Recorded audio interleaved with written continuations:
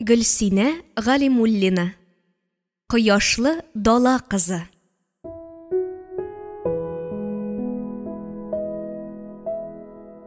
Көзге табигать кейсез кияү кебек. Әле күктә кояш көлә, әле яңгыр коеп китә. Бүген аларны җир өстенә сентябрь айының кояшлы, нурлы иртәсе каршылады. Сания табигатьнең үзгәрүен яхшыга юрады. Иртәнге намаз вакытында күңеле белән тормышында яңалык буласын сизенде. Икенче көнне Венера, Ринат, оныклары Айрат белән Артур кунакка кайтты. 8 яшьлек оныгы Айратның рус, татар, әрмән телләрен катнаштырып сөйләшүе Санияны борчуга салды. Әнисенең ни уйлаганын карашыннан аңлап үскән кызы ипләп кенә күңел тәрәзәсен ачты. Әрмәнстан белән Азәрбайҗан республикалары арасында политик хәлнең кискенләшә баруын әкренләп Баулыга күченеп кайтырга җыенуларын әйтте. Ике республика арасындагы тынычсызлык турында Сания газеталардан укып белгәнлектән, кызының бу хәбәрен яңалык итеп кабул итмәде. Аллаһ Тәгаләнең аның соравын ишетеп, балаларын янына кайтарырга сәбәбен китереп чыгаруы дип нәтиҗә ясады. Кызым, мине Айратның тел мәсьәләсе борчый, күбрәк әрмәнчә сөйләшә бит. Әрмән телендә укыгач, рус, татар телләрен онытырга да мөмкин шул. Үзебез дә борчылабыз. Беренче сыйныфны тәмамлады, икенче сыйныфка Баулы мәктәбенә укырга бирсәк дип тә уйладык. Син нинди киңәш бирәсең, диде Венера. Киңәшем шул, калдырыгыз. Айрат монда ияләшә торсын дигәч, Венера белән Ринат бер-берсенә карашып алды. Дәвәнең янында калып, укуыңны Баулы мәктәбендә дәвам итәсеңме дип сорадылар. Айрат үзе өчен көтелмәгән тәкъдимнән башта сүзсез торды. Аннары бер әти-әнисенә, бер дәвәнисенә карап алды да, ни өчен икәнен сорады. Венера ипләп кенә: "Ереван мәктәбендә син әрмән телендә укыйсың, русчаны, татарчаны бөтенләй онытасың. Без Ереванда озак яшәмибез, Баулыга күченеп кайтабыз. Сиңа дәвәнең янында яшәү уңайлы булачак", дип аңлатырга тырышты. Венера теле белән улына шулай аңлатты, ә күңеле аша башка уйлар кичерде. Әнисенә операция кичергәннән соң артык авыр хезмәтләр башкарырга ярамаганында, кибеттә азык-төлекнең гаиләдәге баш санына талон белән бирелгәнен дә уйлады. Бер талонга яшәү җиңел булмас. Әнисенә бу хакта әйтә икән, бакча тулы яшелчә, җиләк-җимеш, бәрәңгебез күп диячәк. Икенче ягында уйласаң, Айрат үсеп килә. Дәвәнисенә мичкә ягырга утын алып керергә булса да ярдәм итәчәк. Венераның күңеле аша мизгел эчендә шушы уйлар узды. Айрат калырга ризалыгын белдергәч, Сания оныгын янына утыртып сөйде. "Рәхмәт, улым, минем дә оныкларымның үскәнен күрәсем килә. Без синең белән бик матур итеп яшәрбез, яме", дигәндә, Айрат аның муйныннан кысып кочаклап алды. "Мин дә яратам сине, дәвәнием", диде саф татарча. Дәвәни белән оныкның дус яшәячәкләренә инангач, Венера белән Ринат мәктәп директоры янына барып, уллары Айрат Ринат улы Хайруллинны 2нче сыйныфка укырга кертергә гариза яздылар. Кызы белән киявен, оныгы Артурны озатып җибәргәч, өйдә икесе генә калды.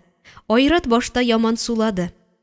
Аннары көннән-көн дәвәнисенең яшәү рәвешенә күнегә барды. Бергә мәктәпкә бардылар, русча, татарча укырга, язарга өйрәнде. Өйдә оныгы белән Сания өстәмә шөгыльләнде. Авыл тормышы малайны үз дөньясына тиз бетереп алды.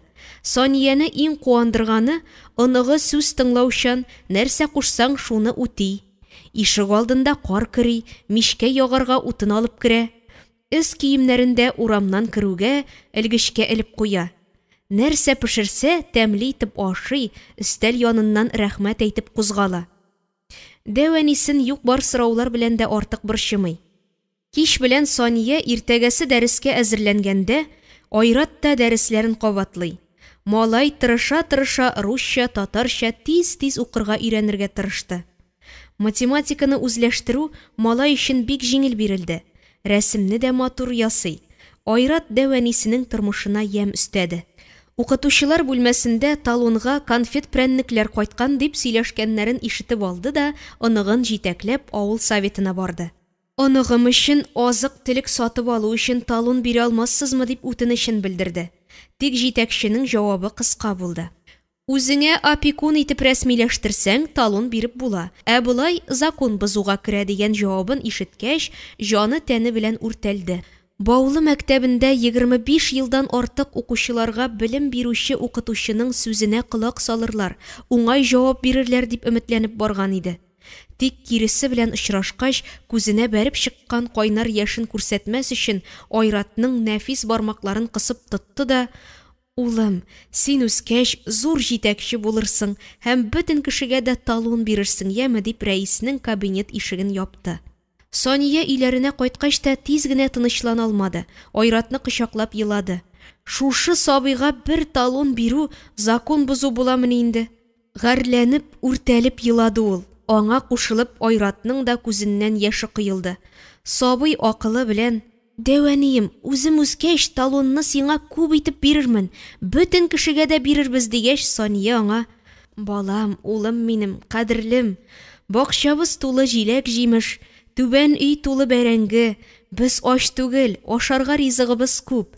Конфет белән прәннек саталар дигәч кенә барган идем. Иң олы куанычым син, мине ялгызлыктан коткардың" дип кочагына кысып, озак итеп сөеп утырды. Сания тәмле итеп итле бәрәңге пешерде. Ашарга утыргач, икесенең дә күз карашлары тәрәзә пыяласы аша урамга юнәлде. "Дәвәнием, кара әле, күп итеп кар ява", диде Айрат балаларча сөенеп. Әби белән онык җиргә күктән аклык кыйлганын хозурланып күзәттеләр. Тәрәзә пыяласына ак кар бөртекләре сарылды. Айрат сөенеч тулы карашы белән нәзек бармакларын пыялага тидереп: "Дәвәни, кара әле, нинди матур кар бизәкләре ясалды. Кыш бабай бик оста рәссам. Карны кулында эретмичә, пыялага бары тик Кыш бабай белән кар кызы гына рәсем ясый ала" дигәч, Айрат чын күңеленнән көлеп җибәрде. Оныгының тәрәзә пыяласындагы бизәктән ям табып, сыкланып утыруы, күңеле белән табигать тудырган мөгъҗизаларга тартылуы, кызыксынуы куандырды Дәвәнисен. Өметле бала, Алла буйырса киләчәге дә якты, матур булачак дип юрады. Шул чак Айрат ишек алдындагы карны агач көрәк белән кыримме Дәвәни диде.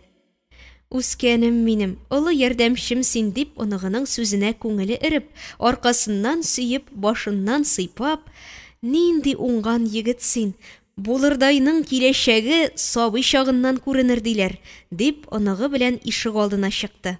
Айратның тырышып карны читкә таба этеп керәвен күргәч, күңел гөлләре, шигырь юллары булып яралды. Карлар ява, ак бәхетләр теләп безгә. Энҗе кебек кар бөртеге, зур бүләк күңелемә. Ак мамыклы далаларда үтте минем яшьлегем. Сугыш чоры, бала чагым, рәхмәт сиңа, сабыр булдың, күпне күргән йөрәгем. Карлар керим, авыр түгел, шуңа куана йөрәгем.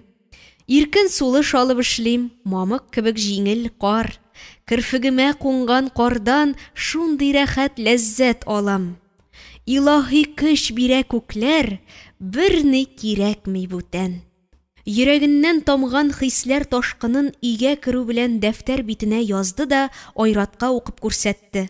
"Дәвәни, син поэтесса", диде бала кулын шәбәкләп. Саниянең күңеле мизгел эчендә күкнең 7нче катына күтәрелде. Тәнендә ниндидер җиңеллек тойды. Әбиеңнең хәлен белигәле дип, Айрат белән әнисе янына барды. Ишек алдында чит ир кеше күреп туктап калды. "Кем син?" дип сорады. "Сельхозтехникада эшлим. Рәхимә апада фатирда торам", диде ир уңайсызланып. Сания өйләренә кергәндә әнисе мичтә кыймак пешерә иде. "Бик вакытлы килдегез, түргә узыгыз. Утырыгыз, әйдәгез, Әхнәф тә керер" дигәч, Сания белән оныгы ипләп кенә өстәл янына барып утырды. "Әхнәф дисең, кайдан килгән кеше ул?" дип сорады Сания. Рәхимә кызына күз төшереп алды да: "Ятим кеше ул. Әтисе сугышта үлгән, әнисе дә исән түгел икән инде. Әти әнисен белә идем. Олыгайдым да кызым, ишек алдының карын көрәргә, кыйыдан су алып кайтырга ярдәм итсә дә ярый бит" дип аңлатып күрсәтте. "Бик әйбәт булган әни. Белгән кешеләреңнең улы да булгач", диде Сания. "Үз вакытында гаилә кыра алмаган, ялгыз кыш кебек каңгырып йөргән. Кызганып та куям үзен дип, әнисе тәрәзә пыяласына шакып, Әхнәфне чәй эчәргә чакырды. Өстәл янында кайнар кыймак белән тәмле итеп үзара гәпләшеп чәй эчкәндә, Сания күз чите белән генә квартирантны күзәтте. Әнисе аңа җайлап кына: «Бер дә гаилә корырга омтылып карамадыңмыни соң, энем?» дип әйтеп куйды. Аның сорауына ирнең артык исе китмичә генә: «Вакыты җитмәгәндер, насыйп ярымны очратмаганмындыр» кебек үз-үзен акларга тырышкан җавабын ишеткәч, Сания үз уйларына ирек бирде. Аллаһ Тәгалә бәндәләрен җир йөзенә парлашсыннар, нәсел үрчетсеннәр өчен яраткан. Ир кеше хатын-кыз кайгыртуында яшәр өчен туганлыгын аңларга теләмичә гомер иткән. Хәләл хатыны назы күрмәгән, пешергән җылы ризыгын ашамаган. Дөрес, ясалма мәхәббәтләре булгандыр. Әмма ул кешегә гаилә корыр, балалар үрчетер өчен бирелә торган олы мәхәббәттән мәхрүм калган. Сания аның яше белән кызыксынды. 50-не тутырганын ишеткәч, аның бу дөньяга нәсел калдырыр өчен тумаганлыгын аңлады.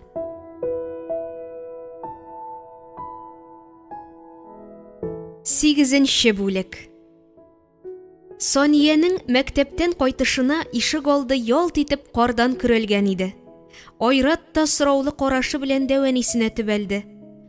«Кайсы балам кайтты икән, улым? Әсхәт абыең хәлен алга таба дип язган иде. Улыммы? Әллә кызым белән кияүем кайтканмы?» дип өмет тулы күңел белән ишегенә якынлашты. Ишектә йозак күргәч, ананың йөзе сүрелде. Балалары кайткан булса, ачкычның кайдалыгын беләләр. Булай пөхтә итеп кем эшләргә мөмкин дигән сорауы җавапсыз калды. Изгелек җирдә ятмас, кем икәнен белербез. Бер атна вакыт узды. Кар көрәп торучының кем икәнлеге ачыкланмады. Санияның күңелен беләсе килү теләге гел кытыклап тора. Киштән кар күп итеп яуды. Серле кешене күрер өчен Сания мәктәптән туры өйләренә кайтты. Ишек алдында кар көрәп йөрүче иргә: «Тотылдың бит? Кем әле син?» диде. Аның тавышына Әхнәф борылды да мөләем итеп елмайды. «Ялгыз хатынга буйдак ирнең ярдәм итүендә гөнаһ юктыр». Сания иргә карап сүзсез торды. Ихлас күңеленнән елмаеп торганда, күңелгә ятышлы икән дигән уй сызлы бузды. Ярты гасыр гомер кичергәннән соң очрашкан ир белән хатынның күңел күперләре тоташты. Бер-берсенә елмаеп карап тордылар, күзләренә карадылар. Барысы да гади генә аңлашудан башланды. Ир ишек алдында кар көрәвен дәвам итте. Сания өйгә кереп иртән кайнатып куйган ит шулпасына яшь киленнәрдәй нечкә итеп токмаш кисеп салды. Табын кырды. Аш пешеп чыккач, Әхнәфне ашарга чакырды. Ир кыстатып тормыйча үз кешедәй өйгә керде. Бит кулларын югач, Айрат белән дә сөйләшер сүз тапты. «Дәвәниеңнең терлек сарае тузган, аны ремонтлап сыер алырга кирәк. Рәхәтләнеп җылы сөт эчәрбез» дигәч, «Сыердан куркам мин, мөгезе бар аның» дип җавап кайтарды малай. «Әгәр дә үзеңә ияләштерсәң, сизми ул. Бергә көтүгә чыгарбыз, түгәрәк болында чыбыркы шартлатып көтү көтәрбез». Айратның йөзе нурланып китте. «Чыбыркыны беләм мин, аның белән уйнаганым да бар» диде.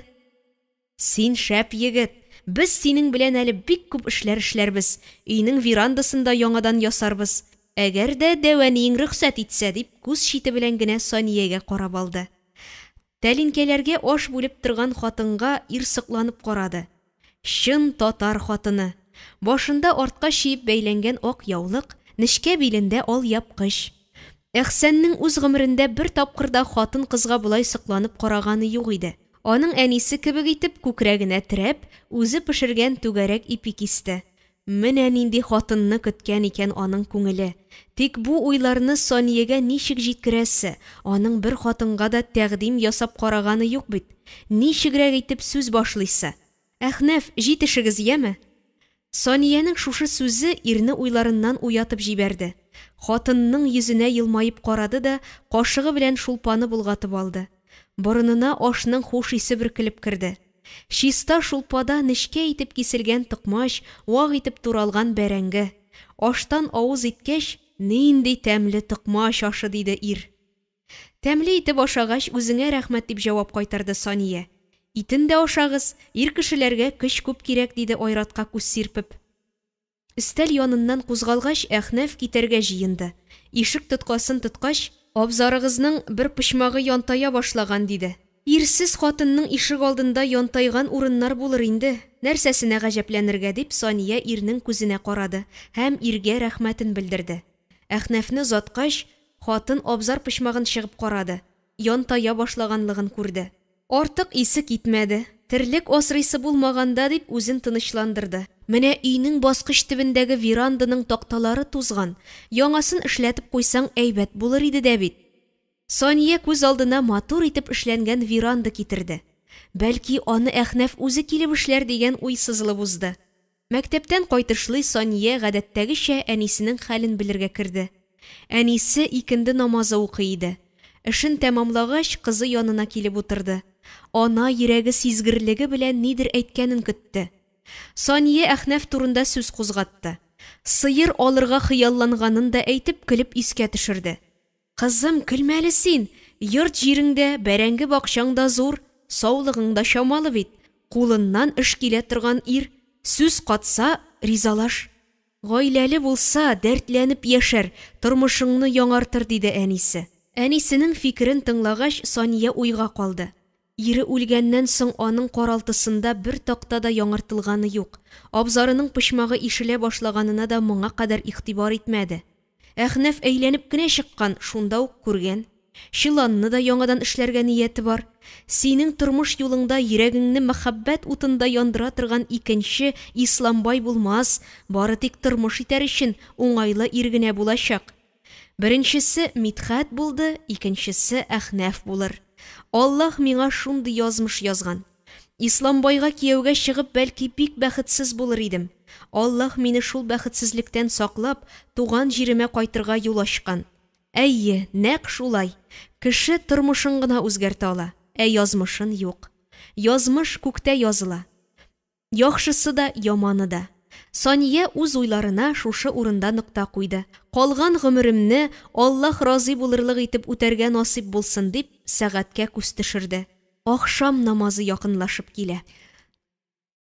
Табигатьтә ел фасыллары алышынганын күзәтми кала торган кеше күңеле юктыр. Кыш буе яуган карны эретеп бетерү өчен язгы кояш нурына 3 атна вакыт җитте. Март айының азагында ишек алдында кар ышык урыннарда гына калган иде. Ял көне Әхнәф килеп, аларында таратып бетерде. Аннары да китәргә ашыкмады. Эш коралларының урынын сорады. Абзарның эчке ягында тәртип урнаштырырга кереште. Кайсыдыр урынында какты, сукты. Әхнәф кулы тигәннән соң янтая башлаган урыннары да турайып калды. Әнисенең кулыннан эш килә торган ир дигән сүзен исенә төшерде. Сания ирнең эш тәмамлауына дип мишкә почмак ясап тыкты. Шул чак тышта шыбырдап беренче язгы яңгыр яварга тотынды. Әхнәфнең тышкы якта эшләгән вакыты булган. Ул бик нык чыланып килеп керде. Үзе сыер алып җибәрсәк тә була хәзер дип көлә-көлә юынгычка таба китте. Юеш кием белән кайта алмыйсың, иремнән калган киемнәрне бирәм дип Сания шкафны ачты. Үзеңә ярый торганын сайлап ал диде. Ир бер сүзсез җылы күлмәк белән шалбар алды. Сания яңа носки бирде. Әхнәф юыну бүлмәсеннән өс киемен алыштырып чыкты. Өстәл янына килеп утыргач, Сания ире кайткан кебек хис итеп көлемсерәп куйды. Почмакның хуш исе өйгә таралды. Әхнәф ике кулы белән тотып, тәмле итеп мактый-мактый рәттән эшне ашады. Саниянең йөзенә карамыйча гына, "Карале, Саниякәй, сиңа да ялгыз яшәү җиңел түгел. Минем дә гаиләле буласым килә. Әллә кавышып бергә яшибезме?" Сания ишетмәгәндәй итеп почмак ашавын дәвам итте. Ир сүзен тагын дәвам итте. "Верандаңны эшләр идем. Минем акчам бар, синнән сорамыйм, үзем табам төзелеш материалларында." Ирнең яшүсмер малайлар кебек аны кызыктырып утырган кебек сүзләреннән Саниянең көләсе килә башлады. Тик үзен тыйды, якын итеп елмайды.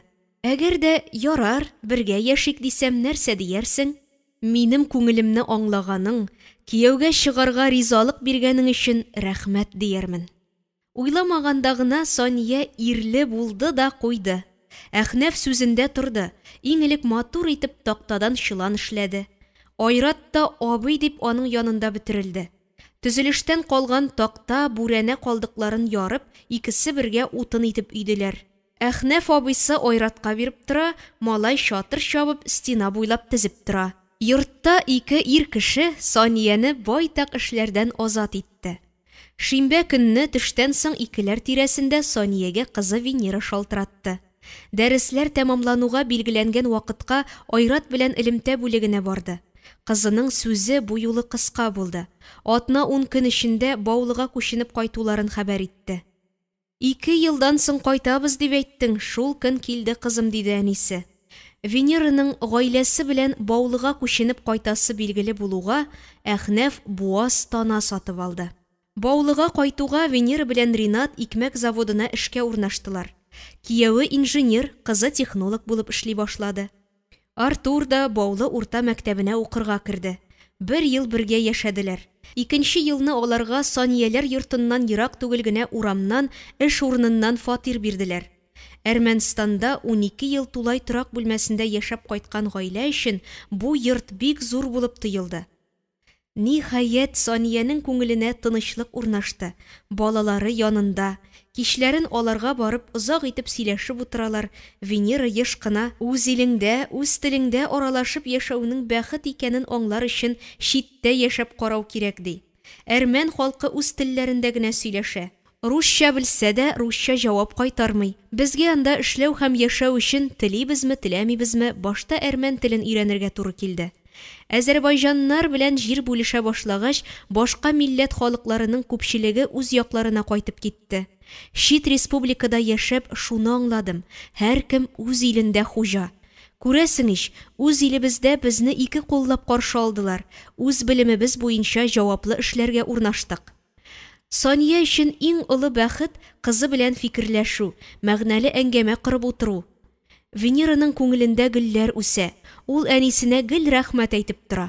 Нинди авыр елларда энем белән миңа югары белем алырга кирәклеген аңлатып, дөрес юл күрсәттең.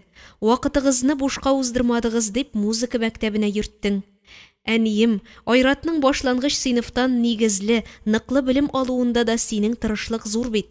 Сиңа нинди генә рәхмәтләр әйтсәм дә аз дигән сүзен ишеткәч, тәнендә көче артуын тоя.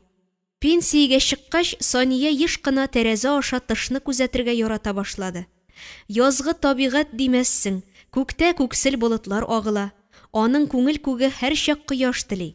Әйтерсеңлә тормыш юлы кояшка тоташкан. Томанлы көннәр, кара болытлар аның көннәре түгел. Май айында ялт итеп кояш чыгарга, нурларын җир өстенә мул итеп сибә башларга тиеш югыйсә. Юк шул, табигатьнең үз кануны. Аны беркем үзгәртә алмый. Без барыбыз да табигать балалары. Кояш телим дип кенә күккә әмер бирә алмыйсың. Кеше кулы белән идарә итеп булмый торган бердән-бер мөгъҗиза табигать. Күңел халәте белән дә табигатьтәге үзгәрешләр идарә итә. Онкология хастаханәсендә дәваланганда табибә Кәримә Саттарованың шушы темага сөйләгән сүзләрен еш исенә төшерә ул. Саниянең йөрәге шәнчеп куйды. Үз алдына пышына башлады. Сәбәбе дә юк кебек. Шул чак ишектән кызы Венера кирип килде.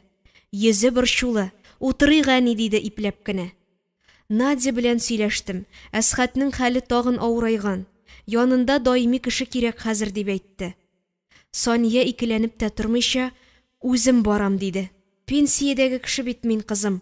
Пенза аша уза торган поездга бүген үк билет алып кайтып бир. Ана белән кыз арасында авыр сөйләшү иде бу. Венера әнисендәге тәвәккәллеккә, баласы өчен утка керергә дә әзер икәнен күреп сокланып туймады. Үзем барам, кызым, үзем барам. Ник аптырап торасың, диде Сания, нишләргә белмичә, аягүрә басып торган кызына карап. Аптырамыйм әни, синең тәвәккәллегеңә сокланып, синнән үрнәк алам дигән җавабын ишеткәч, ананың йөзе яктырып алды. Бала бәгырьдән өзелеп төшкән җимеш. Монда борчылып ут йотып яшәгәнче, янында булсам, улыма күбрәк ярдәмем тияр, диде әнисе. Сания юлга әзерләнде. Чемоданына иң башта шифалы үләннәрен салды. Шулардан төнәтмәләр ясап эчергәч, улын да аякка бастырырмын дип өметләнеп, үз-үзен тыныч тотарга тырышты. Пенза тимер юл вокзалында аны килене Надя каршы алды. Сине чакыртканга ачуланма, мамочкам, йөрәгем шулай кушты, диде килене. Терелтербез, Алла боерса, терелтербез дигәч, Надя аңа йөзе белән балкып елмайды. Биек коймалар белән әйләндереп алынган хәрби гарнизонга кергәч, Сания үзен башка дөньяда дип хис итте. Аларны капка төбеннән мылтык белән коралланган солдатлар каршы алды. Әгәр дә бирегә үзе генә килгән булсамы, чемоданын бушаттырып, андагы һәр төенчеген җентекләп тикшерәчәкләр иде. Килене янәшәсендә булганы өчен генә җиңел узды. Монда яшәү рәвеше дә, яшәү тәртибе дә башкача икәнен аңлап, килене артыннан атлады. Хәрбиләр яши торган 5 катлы йортның 2нче катында яшәүче улының фатиры ишеген ачып кергәнче, ана күңеленең ниләр кичергәнен, авыру баласы янына килгән әниләр генә аңлар. Бу кичерешләрне язып аңлатырга сүзләр табу авыр. Сания улы белән очрашуга барлык көчен туплады. Борчылганын сиздермәскә тырышты. Әсхәт янында 2 хәрби кеше утыра иде. Ишектә әнисен күргәч, мендәреннән башын күтәрде, торып утырды.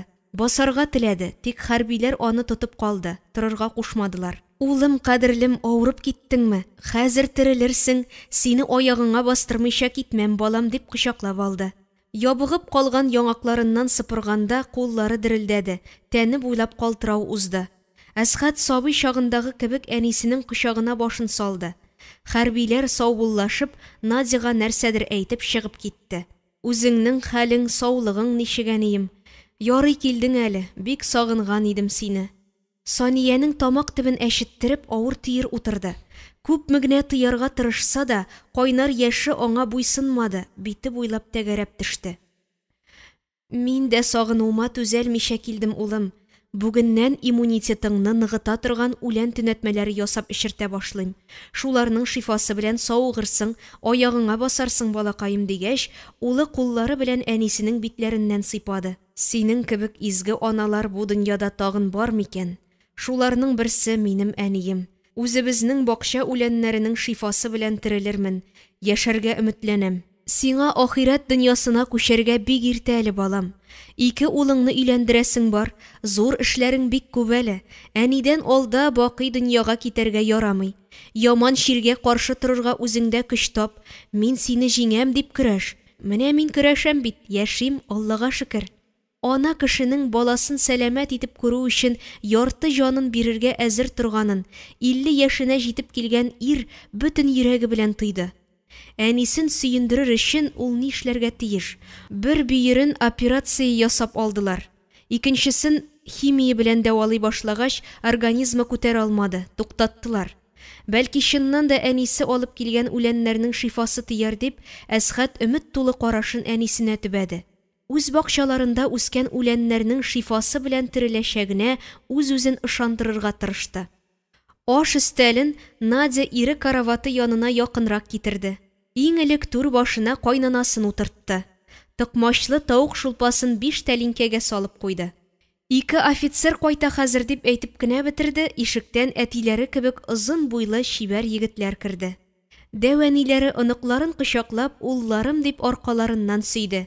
Әсхәтнең егет чагын хәтерләткән оныкларына Олег, Александр дип рус исеме белән эндәшәсе килмичә, һәр вакыт улым дип кенә әйтә. Аллага шөкер, улларыбыз җиткән егетләр булганнар. Субханалла, диде. Егетләр үстәни, диде Әсхәт. Өстәл янында берсе дә шир турында сөйләшмәде. Әйтерсеңлә, бу йортта авыру кеше юк. Уллары, әтиләре белән Саниягә таныш булмаган, ул аңларга тиеш тә булмаган темага үзара гәп кырдылар. Әсхәт улларына күрсәтмәләр бирде, кемнәргәдер ниндидер сүзләр җиткерергә кушты. Табын янында сөйләшү җитди булды. Мамочкам, гаҗәпләнмәеме, бездә хәрби дисциплина. Сиңа да шуңа күнегергә туры килер. Тәмле итеп аша, дип, аның 2нче тәлинкәсенә башка төрле кайнар ризык салды. Уллары белән сөйләшкәндә, Сания Әсхәтнең йөзендә яшәү нуры күрде. Яшь офицерларга әтиләренең иң кирәк чагы улларының яшь әтәч кебек вакытлары. Йөрәк тамырлары аша, я Раббым, баламның гомерен үзе өчен генә түгел, оныкларыма дөрес юл күрсәтергә дә сакла, дигән уй яндырып узды. Сания үзенең хәле китә баруын сизенеп, табынга рәхмәтен әйтеп торды, Надя күрсәткән бүлмәгә керде. Матур чәчәкле урын җир җәйелгән йомшак караватка барып ятты. Бисмилласын әйтеп башын мендәргә салуга күз кабаклары авырайды, арыган гәүдәне йокы тиз алды. Күпмедер вакыт йоклаганнан соң ул сискәнеп уянды. Үзенең кайда ятканын да тиз генә исенә төшерә алмый торды. Әсхәт 7нче сыйныфта укыган вакытта кергән төшен 3нче тапкыр күрде. Ул күлдә кер чайкый. Кисәк урман артыннан кара булыт килеп чыкты да яшен-яшенләп яңгыр коярга кереште. Саниянең шиләгендәге юылган керләре чайпалып китте. Судан керләрен җыя алды. Аягындагы бер галошын саклап кала алмады. Көчле җил күл өстендә галошны әле бер якка, әле икенче якка очыртып уйный башлады. Сания кулын суза, тик тартып ала алмый. Күзеннән йокы качты. Сәгать теле 3-не сукты. Төн уртасы. Ишекнең ябылып бетмәгән ягыннан Әсхәтнең авыр сулап куйганын ишетте. Улының сызланганын, аларга сиздермәскә генә тырышуын аңлады. Әкрен генә бүлмәсенә кереп кулыннан тотты. Нәрсә кирәк, улым, әйт, диде. Тамагым кипте. Сания кухнядан үзе ясаган төнәтмәне алып килде. Әсхәт стаканны үзе тотып эчте. Үзем тотып эчә алганда эчим әле, диде. Аннары әнисенә карап, нәселдән нәселгә күчә торган шир ахрысы бурак. Хәлим бабай да, әти дә шушы авырудан үлделәр. Син дә пычак астында яттың, бер күкрәксез яшисең. Бу безнең нәселдә проклятие, что ли? Ул үзе дә бу хакта еш уйланды. Хәзер аның уйларын улы кабатлый. Нәрсә дип әйтергә дә белмим, улым. Безнең бабай да, әти-әни дә, мин дә яшь вакыттан стресста яшәлгән гомер юлы уздык. Рак авыруын тынычсызлыктан барлыкка килә диләр. Синең дә хезмәтең тыныч түгел бит. Хәрбиләр тормышы миңа калса, кадак өстеннән атлау белән бер кебек тоела. Әнисенең соңгы җөмләсеннән соң Әсхәт көлемсерәп куйды. Янәшә караватта яткан Надя торып утырды. Ире кулы белән генә ымлап аңа ятарга кушты. Хатыны күндәм генә юрганына төренеп башын мендәренә салды. Армиядәге хәрбиләр хезмәтен ничек дөрес чагыштырдың, әни, диде. Бераз уйланып торды да, зарланмыйм, хатыным әйбәт, тик үзебезнең милләт кешесе түгел. Яшьлек мәхәббәтенә алданып дип әйтсәм дә инде, малайларга да татар исемнәре куелмады. Мусаев Олег, Александр Әсхәтовичлар булып калдылар. Фамилияләре белән әтиләренең исеме татар, ә үзләре урыс исемен йөртә. Яшьлек белән исемгә игътибар бирелмәде. Хәзер үкенәм шул ялгышлыгым өчен. Синең аларга бер мәртәбәдә исемнәре белән эндәшкәнең юк. Туганнан бирле. Гел улым дисең. Аңлатып торма, әнием. Мин синең күңел халәтеңне аңлыйм. Сания улының күзен йомган хәлдә сөйләшеп ятканын күргәч, урындыгыннан торды. Балам, 3 төрле үлән төнәтмәсе ясап куйган идем. Бер төрлесен эчтең, ашказаннарың рәхәтләнеп китәр, ширеңне юып чыгарыр дип тагын 2 стакан алып кереп куйды. Әсхәт ярты стакан үлән төнәтмәсен әнисе кулыннан эчеп бетерде. Шифасы тиячәк, балам. Үзебезнең бакча туфрагында үскән шушы үләннәр белән терелермен кебек дип әнисенең кулыннан тотты. Инде буй җитсәм дә мин сиңа сабыймын, балалык рәхәтен кулыңнан тоямын. Рәхимә әбиең әйтмешли, синең шикелле ир солтаннарын да урынга сала торган нинди шир бу. Күңел ышанмый, улым, синең ничә елдан бирле авыру белән көрәшкәнеңә. Соңгы елларда әйткәнең дә юк иде. Сауыкты, ракны җиңде дип уйлаган идем. Бөергә операция ясатып берсен алганнан соң тынычланган идем. Менә бит 5 елдан икенче биердә пәйда булды дип тирән сулыш алды. Әнием, таң алдыннан йокы тәмле була дия идең, ятып тор. Мин дә йокларга тырышып карыйм. Изге кулың белән ясалган үләннең тәэсире барып җитте кебек. Әнисе бисмилла итеп улының башыннан сыйпады һәм йокы бүлмәсенә чыкты. Караватка яткач күзләрен йомды. Уйларына ирек бирмәскә тырышып йокларга теләде. Гәүдәсенә авыр гер асылган кебек. Ял иткәч җиңеләер дип өметләнде. Йоклыйсы иде дип үз-үзенә әмер бирде. Күз кабакларын каты итеп йомды да кыймылдамыйча ята башлады. Тәне изрәгәнен тойды. Сания уянганда бүлмәгә иртәнге май кояшы нуры сузылганын күргәч, тәне рухы җылынды, күңеле якты уйлар белән тулды. Аның яшәү чыганагы кояш, якты нурында кыйынган сайын җаны чистарганын, рухының яшәү азыгы белән тулышып, тантана иткәнен тоя. Баулыга кайтып гомер итә башлаганына 40 елдан артык вакыт узса да, табигате белән кояшлы дала кызы булып кала бирә. Улы янында бер-берсенә су тамчысы кебек охшаш бер айга якын вакыт узды. Ана йөрәге һаман да газиз баласы аякка басар дип мөгъҗиза көтте. Аллаһка ялварды. Бөтен шартына китереп ясалган үлән төнәтмәләрен вакытларын ялгыштырмыйча ишерде. Әмма Баһадир кебек улының гәүдәсе көннән-көн кечерәя барды. Әни кеше өчен моннан да олы газап юктыр. Венера 3 көн сайын шалтыратып хәлләрен белеп тора. Башта кызына да чын дөресен әйтәсе килмәде. Терелер дигән сүз әйтеп килде. Ә бүген урыныннан чак көчкә торды. Килене кан басымын үлчәде. Йөзе үзгәргәнен күргәч, сәбәбен сорады. Мамочка, синең кан басымың бик югары дип табиб чакыртты. Хәрби табиб 5 минут эчендә килеп җитте. Кан басымын көйләр өчен укол салды. Аннары көн сайын кан басымын нормада тотар өчен эчәргә тыймәле дарулар бирде. Борчылырга ярамаганын, инфаркт, инсультка китерергә мөмкинлеген дә әйткәч, сагаеп калды. Әнисенең авырый башлаганын күргәч, Әсхәт турыдан-туры түгел, сүзен бөтенләй башка яктан әйләндереп сүз башлады. Май айында бәрәңге утырта торган вакытлар. Бакчада шифалы үләннәр чәчәсең бар. Әхнәф абыйның үзенә генә яшәве авырдыр дигән җөмләләр әйтте. Улының әнисе өчен борчылганы йөзенә, тавышына кадәр чыкты. Минем урынга Венера килер. Апаң терелтеп бетерәчәк сине, улым, диде. Терелермен, әнием, терелермен, диде Әсхәт әнисенең күзенә туры карап. Син изге ана. Үзең әйтмешли, Ходайның рәхмәте яусын сиңа. Минем өчен хәлеңнән күпме килә, барысын да эшләдең. Әсхәтнең күзеннән чыккан эре бөртекләр бите буйлап тәгәрәде. Кулына 2 билет тотып бүлмәгә Надя керде. Мамочкам, сине Олег озата кайта. Табиб үзеңне генә юлга чыгарырга рөхсәт итмәде дип, Саниянең сумкасына күчтәнәчләр тутырды. Ана белән улы саубуллашты.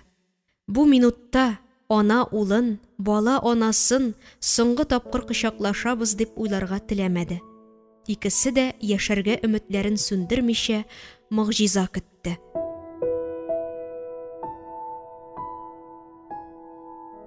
9-нчы бүлек.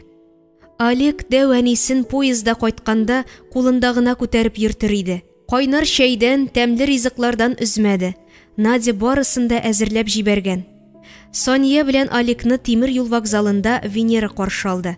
Автобуска утыргач, әни авырып китте. Олег озата кайта дип Надя шалтыратып әйткәч, бөтенләй паникага бирелдем дип Венера энесенең хәлен сорашты. Ничек җавап бирергә дә белмим. Мине тәрбияләргә Әхнәф бар. Билет булса, иртәгә үк китсәң дә ярый. Бик ябыкты Әсхәт. Йөрәгем шуны күтәрә алмыйча кан басымым уйнарга кереште дип елап җибәрде. Я, куркытма әле, әни. Энем бүгенге көндә исән сау. Алдан елап куймыйк, диде Венера. Аннары сиңа телефоннан әйтеп тормадым. Әби янына Мөхәррәмә апа Әлмәттән бөтенләйгә күченеп кайтты. Әнине үзем тәрбиялим, диде. Әни авырмыйдыр ич, дип сорады Сания куркынган тавыш белән. Бердә авырмый тормыйдыр. Әби зарланмый шул. Әсхәт белән синең өчен бик борчыла. Шире шуннан килә дип уйлыйм, диде Венера. Ана йөрәге шундый шул, кызым. Баласы ничә яшендә булса да, әнисе өчен барыбер сабые булып кала. Саулык ягыннан әни ягына ышасак ярар иде бездә. Иң кыйммәтле байлык сәламәтлек. Саулыгың булмаса, балаларыңа да ярдәмең тими. Киресенчә аларга авырлык тудырасың. Пензага барып улым янында булуыма шундый куанам. Улым белән көн сайын озаклап сөйләштек. Армия офицеры булам дип хыялланып, яшүсмер чагыннан өйдән чыгып киткән бала бит ул. Әсхәтне тыңлаганда, ул үткән хәрбиләр юлы буйлап, шәнечкеле юлдан марш атлап барган кебек хис иттем үземне. Аның юлы бөркетләр генә уялый ала торган иң биек кыяга күтәрелү белән бер булган. Бары тик үз тырышлыгына гына таяну, сабый чактан салынган ныклы ихтияр көче аңа максатына ирешергә ярдәм иткән. Олег белән Александрны янында утыртып, хәрби дәресләр биргәнен тыңлап тордым. Армиядә полковник дәрәҗәсенә кадәр күтәрелү өчен тимер характер булдырырга кирәклеген аңладым. Армия башка тормыш. Әнисе сөйләгәнне Венера тын калып тыңлаганда, үзенең 3 улы турында уйлады. Айраты студент, Артуры быел 11-нче сыйныфны тәмамлый. Кайсы уку йортын сайлар? Азаты әлегә мәктәп укучысы. 2 көннән соң Венера Олег белән Пензаға китте.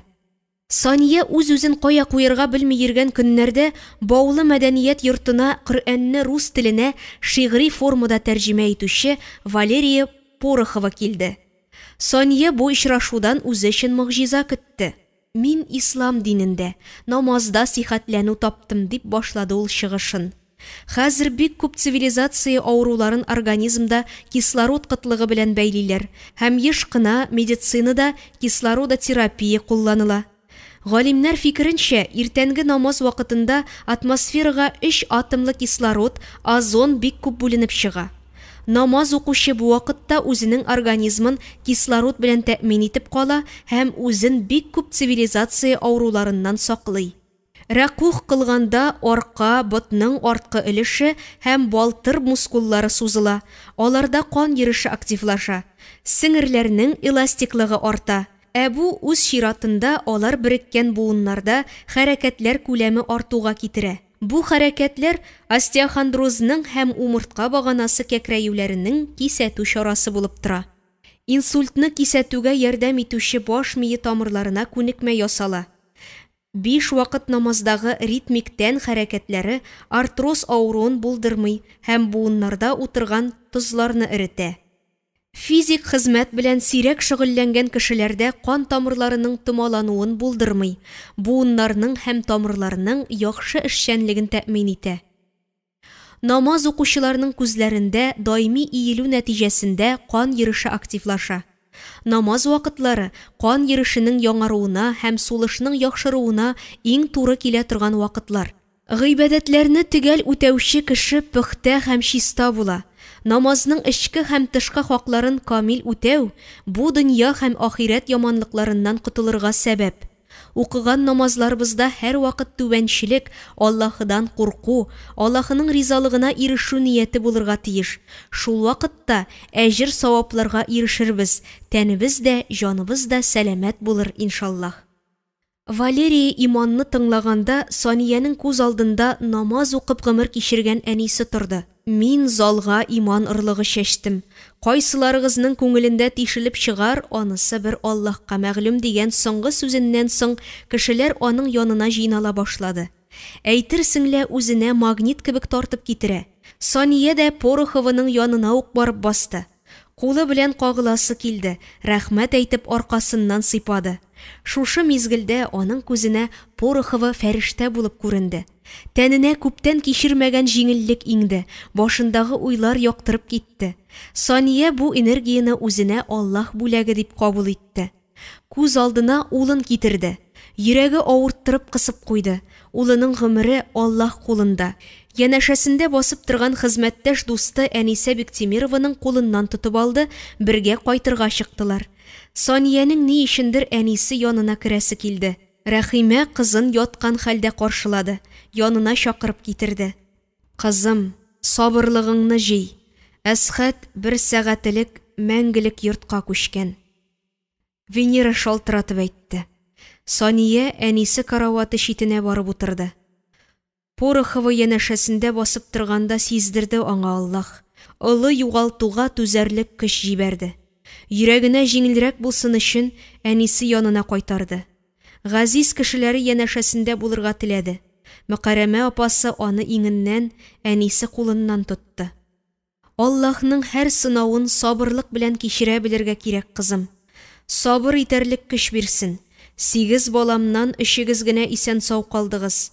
Үзем 87 яшемне тутырдым. Зирәк зиһен, камил акыл белән үз аягымда йөрим. Аллаһ гомер биргәч. Ихлас намазларың, гыйбадәтләрең өчен бүләкләгән сине Аллаһ, әни. Валерия Порохованы тыңлаганда күз алдымда гел син басып торгандай булдың, диде. Сания уйларын тәртипкә салды. Улын монда алып кайтмаячаклар. Үлемтекләр дә әзерлисе түгел. Әнисе кызының уйларын укыгандай, Пенза шәһәрендәге зиратта Геройлар аллеясында күмелә дип әйткән.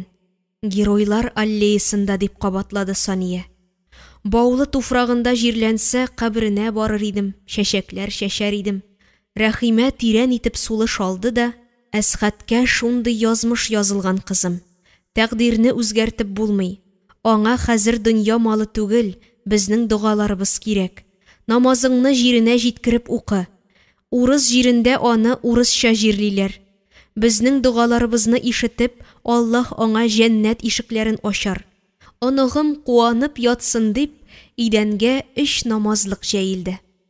Әсхәтнең җәсәден Пенза туфрагында җирләп калдыру барысының да тормышына авыр тәэсир ясады. 47 яшьлек энесен җир куенына салу хәсрәте Венераны бушлыкка этеп керткәндәй булды. Һәр көнне җанына җылы эзләп әнисе һәм әбисе янына килде. Җанындагы бушлыкны тутырыр өчен озак итеп Мөхәррәмә апасы белән сөйләшеп утырды. Энесен искә алу көннәрендә Коръән укытып, күңеленә тынычлык табарга тырышты. Үз халәтенә кайтыр өчен белгән дугаларын укыды. Әбисе өйрәткәнчә Аллаһ разый булырлык итеп яшәргә омтылды. Кайчан гына дуга кылса да, Аллаһ Тәгаләдән 3 улымның бәхетен киң итеп кыл, хәерле гомерләрен бир, илгә көнгә файдалы кешеләр булуларын насыйп ит, Раббым Аллам дип күз яше белән ялварды. Рәхимә, Сания, Венера 3 буынны тоташтырган аналар. Бер-берсенең күңел ярасының җәрәхәтенә кагылмас өчен яшьсез еларга өйрәнделәр. Иртәнге якта Саниягә Мөхәррәмә апасы шалтыратып үзләренә чакырды. Эшпешмак пешердем, өйлә намазын бергә укырбыз диде. Әнисе янында Мөхәррәмә апасы булуына җаны тәне белән куана ул. Күңеле тулы рәхмәт хисе белән ачып керә ул әнисе йортын. Бер-берсенең хәл-әхвәлләрен сорашкач, эшпешмакны кайнар килеш ашыйк, аннары намаз вакыты җитә диде Мөхәррәмә. Рәхимә кызларының тәмләп ашаганын карап утырды. Үзе бер читен генә сындырып авыз итте. Сания әнисенең күзенә игътибар итте. Аның шымырт кебек кара күзе сәер итеп караган кебек тоелды. Бик тәмле иш, нишләп ашамыйсың әни диде. Нәфсем юк әле кызым. Кичә мунчада Мөхәррәмә бик әйбәтләп юындырды. Нишләптер бер дә ашыйсы килми дип сәгатькә карап җомга намазы вакыты җиткәнен көтте. Намазлык өстендә әниләре ап-айрым ачык итеп: "Я Раббым, минем нәселемне дә намаз үтәүчеләрдән кыл, дугаларыбызны кабул ит. Балаларымнан, оныкларымнан, туганнарымнан, күршеләремнән, авылдашларымнан риза бәхил" диде дә әттәхияттә утырган килеш әкрен генә гырылдап куйды. Сания белән Мөхәррәмә икесе бер юлы әниләренә таба борылды. Рәхимә абыстай намазлык өстендә авыр итеп сулап куйды да бакыйлыкка күчте.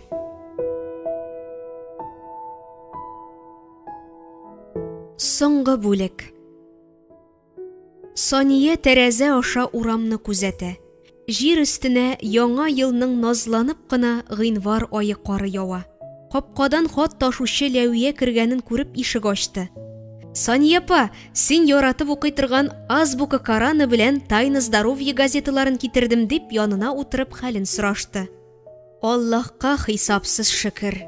85-нче кышымны каршыладым диде. Хат ташучы аның төз гәүдәсенә, ачык зиһененә сокланып карады. Синең яшеңдә мин дә матур килеш калсам иде. Тик бу бәхет бар кешегә дә тими шул, диде урта яшьләрдәге Ләвия. Сирен әйтеп калдыр әле миңа, Сания апа. Минем кебек гади итеп яшәргә кирәк. Әз малың, күп куанышың булсын диләр. Саулыгын сакларга һәркем үзе өйрәнергә тиеш. Сәламәтлегеңә карата игътибарсыз булырга ярамый. 40 елдан артык яман шир белән көрәшеп яшәдем дигәч, хат ташучы уйчанланып калды.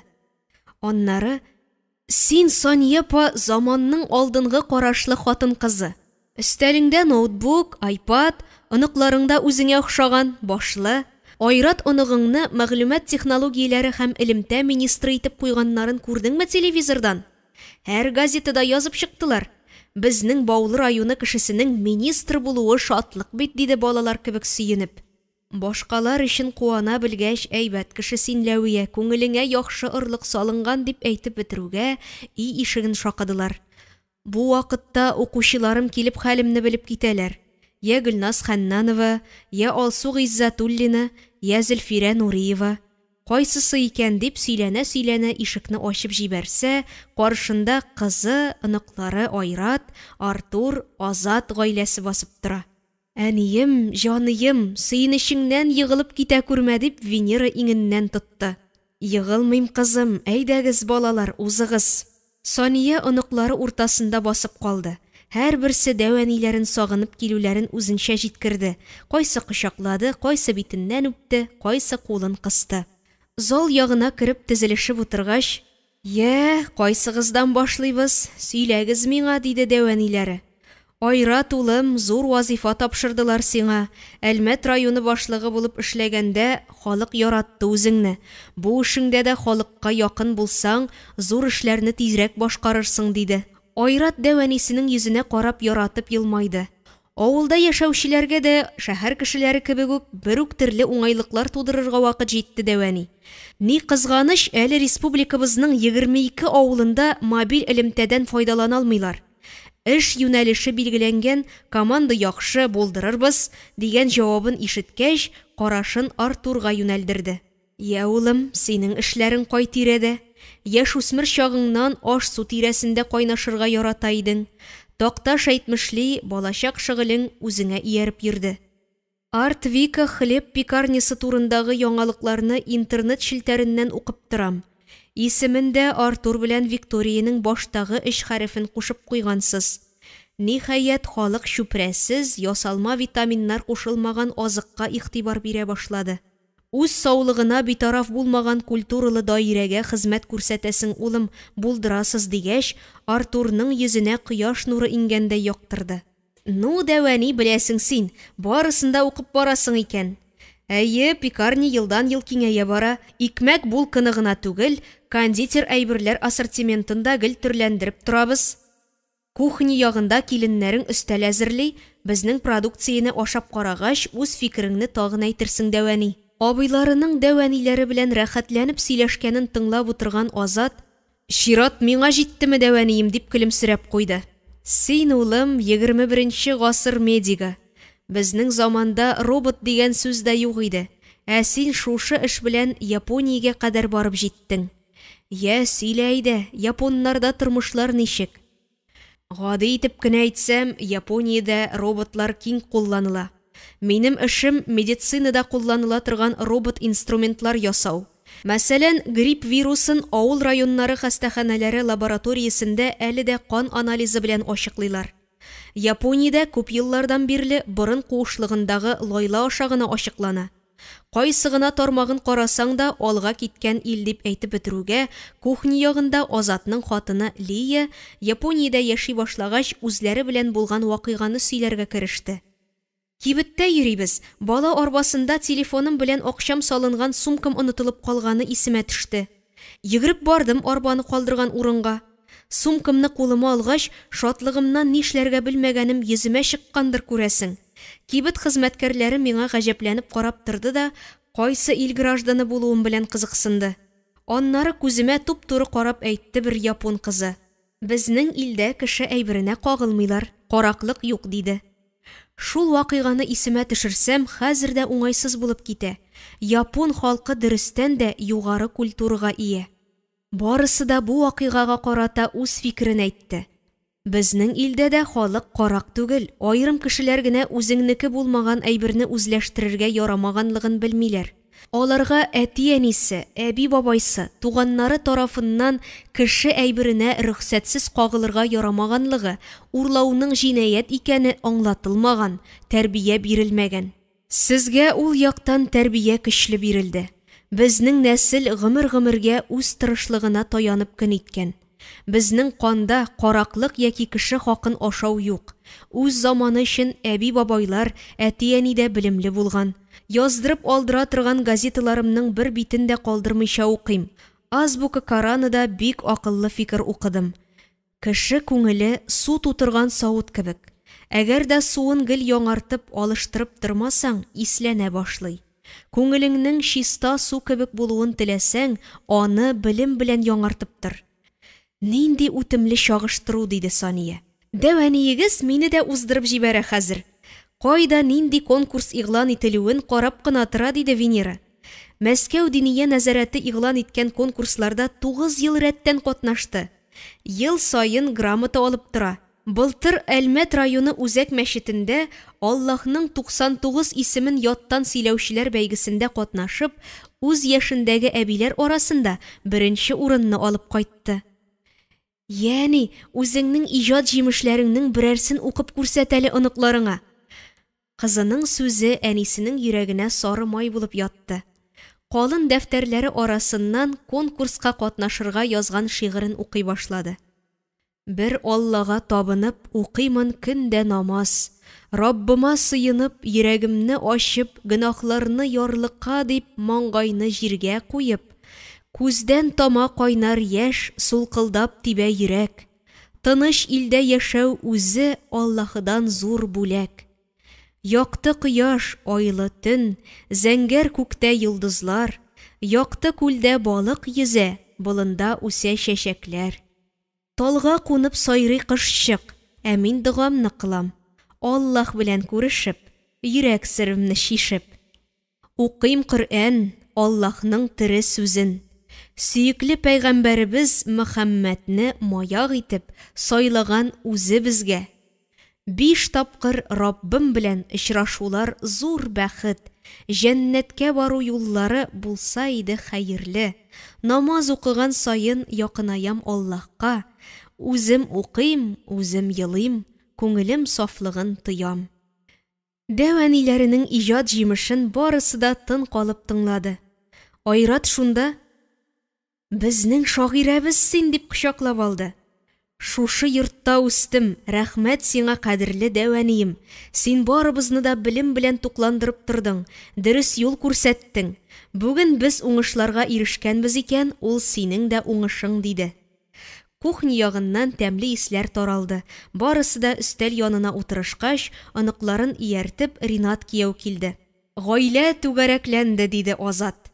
"Алик белән Александр гаиләсе генә җитми", дип әйтеп куйды Венера. Сания икесенең дә яңа ел ялларында кайтабыз дип шалтыратканнарын әйтте. Алекның хәрби хезмәт срогын тутыргач Казанга кайтып төзелеш фирмасына эшкә урнашуын барысы да куануларын белдерделәр. Айрат Александрның да киләсе елга хәрби контракт срогы тулганын, армия офицерларына бирелә торган ярдәм белән Казаннан фатир алуын әйтеп, дәвәнисен сөендерде. "Бишебез дә аралашып яшибез. Оныкларың өчен дуга гына кыл, дәвәни", диде Айрат, тигез ак тешләрен җемелдәтеп. Табын яныннан кузгалгач, Венераның әнисен ялгыз йортта үзен генә калдырасы килмәде, үзләренә чакырды. Әнисенең икеләнеп торганын күргәч: "Балалар барысы да Казанга китәләр, өйдә Ринат белән икебез генә калабыз. Чакыруыңа рәхмәт, бүген бармыйм әле. Аныклар белән аралашудан алган күңел җылымда җылынып утырасым килә. Әйдә, үзең минем янымда калып тор", диде. Ана белән кыз үзара сөйләшкән арада берсеннән берсе чибәр, озын буйлы ир солтаннары булып җитлеккән оныклары, затлы итеп киенгән киленнәре, оныкчыклары китәргә җыенды. "Әти-әниегез белән дәвәниегез сезне көтеп яши, улларым, киленнәрем, оныкчыкларым. Кайтып йөрегез, бәхет ачкычының башы, төп нигез җылысында икәнен исегездән чыгармагыз", дип Сания һәрберсе белән кочаклашып чыкты. Оныклары ничек гөрләшеп килеп кергән булсалар, шулай итеп чыгып та киттеләр. Сания аларны озаткач юл дугасы укыды. Машина тавышлары тынганчы тәрәзә аша күзен юлдан алмады. Венера белән Ринат олы диванга, Сания алар каршындагы кәнәфигә утырды. Әле кайчан гына кызы колагына пышылдап кына "Өченче оныгыңда булачак" дигән иде. Инде Азат та үсеп җитеп үзе әти булды. "Нәсел дәвам итә, бик яхшы хәбәр җиткердең", дип кызының карынына кулын куйганын, туачак баланың иманлы, тәүфиклы булуын теләп, дуга кылганын исенә төшерде. "Сара кайнанам, тормыш юлы буйлы-буйлы, берсе кара, берсе ак. Карада чакта бирешмә, карадан соң килер ак", дия иде. Узган гомер юлыма борылып карыйм да исем китә. Баттым, тордым, тормыш юлымны дәвам иттем. Әби-бабайдан, әти-әнидән калган хәер дуга, аларның безгә биргән дөрес киңәшләре яшәтте. Әти еш кына: "Кызларым, бәхетне кулга тотып карап булмый. Бәхет ул һәр вакыт алга омтылу. Туктап калырга ярамый.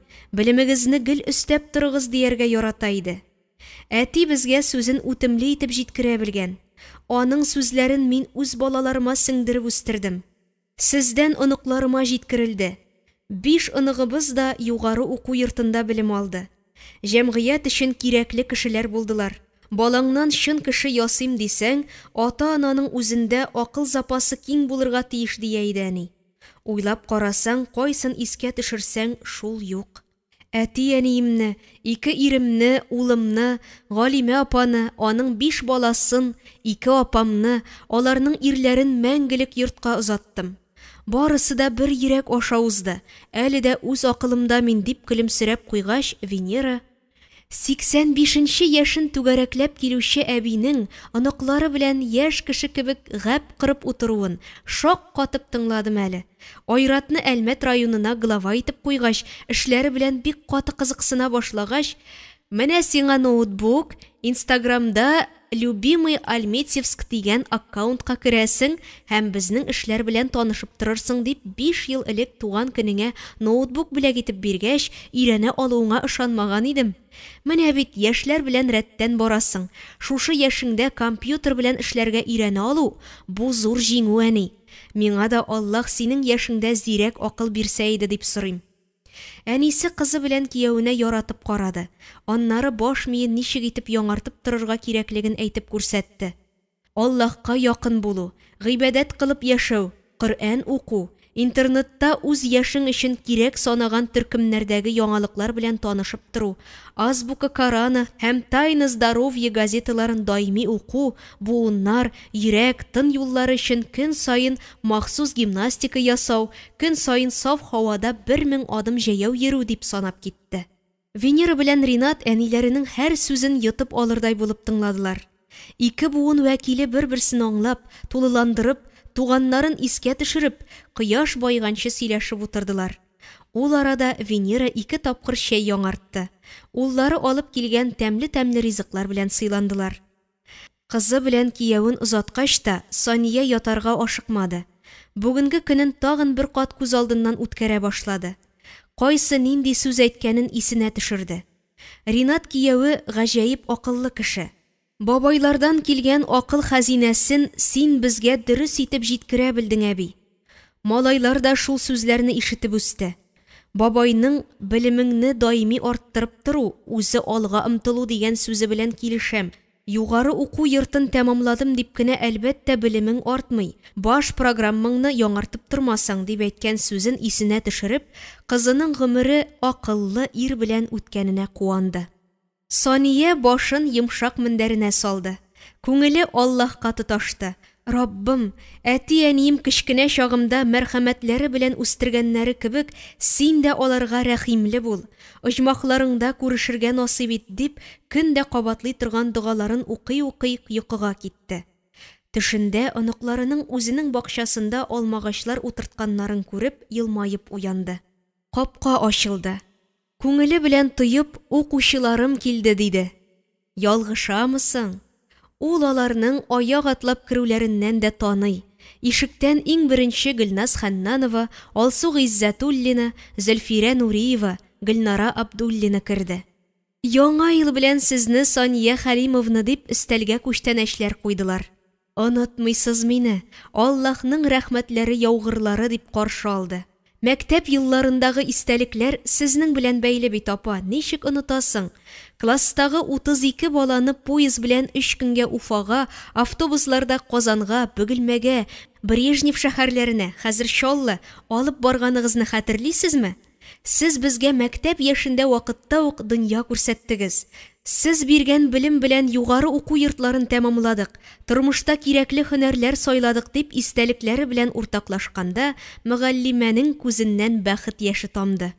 Гөлнара Абдуллина укытучысының кулына чакыру билеты тоттырды. Сания Хәлимовна, февраль айында булачак концертка чакырам. Минем җырларымны тыңларсыз дигәч, көлемсерәп куйды да, мәдәният йортында 85 яшьлек кызлар да буламы дип сорады. Үзләре дә 50 яшьләренә таба атлаучы ханымнар мөгаллимәне яратып, үз итеп, сезнең күңел халәтегез үз яшегез белән туры килми, йөзегездә нур уйный, зиһенегез яшь кызларныкы кебек ачык. Концертта көтәбез диде.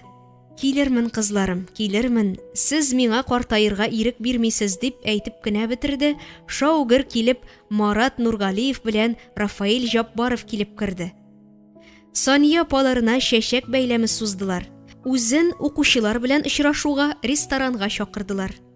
Укучыларының хөрмәтен, җылы карашын тыю хисе өлкән мөгаллимәнең күңел халәтен тагын яшәртте. Күңел гөлләре шигъри юллар булып тормыш китабына язылды.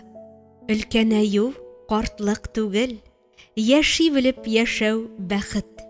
Сөй тормышны, сөй гомерне, сөй үзеңне.